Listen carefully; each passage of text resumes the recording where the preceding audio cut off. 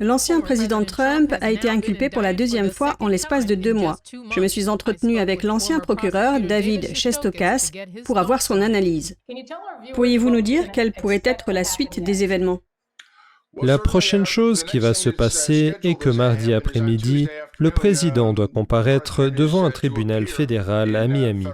À ce moment-là, il sera mis en accusation selon le terme utilisé, c'est-à-dire qu'il sera informé officiellement, formellement, des charges qui pèsent sur lui. Il est assez typique dans ces circonstances de renoncer à ce qu'ils appellent la lecture formelle, de sorte qu'ils n'ont pas à lire. D'après ce que j'ai compris, j'ai entendu dire que c'est un document de 47 pages, de sorte qu'ils n'ont pas à lire tout le document. Généralement, l'avocat se lève et dit « Votre honneur, nous renonçons à la lecture formelle et nous plaidons non coupables ». Il s'agit alors de la première étape, du premier échange qui a lieu au tribunal à ce moment-là.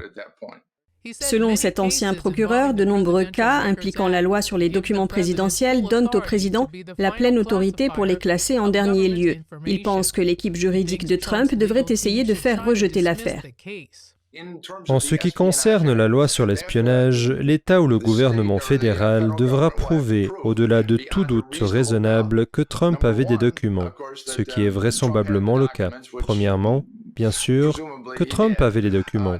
C'était vraisemblablement le cas. Deuxièmement, il s'agira de prouver que ces documents étaient liés à la défense nationale. Troisièmement, qu'il n'était pas autorisé d'une manière ou d'une autre à avoir les documents.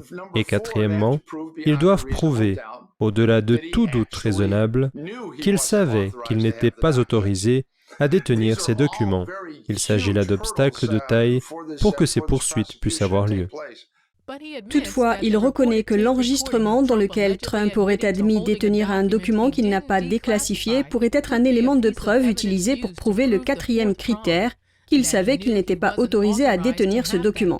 Mais qu'en est-il alors de l'affaire des documents classifiés du président Biden?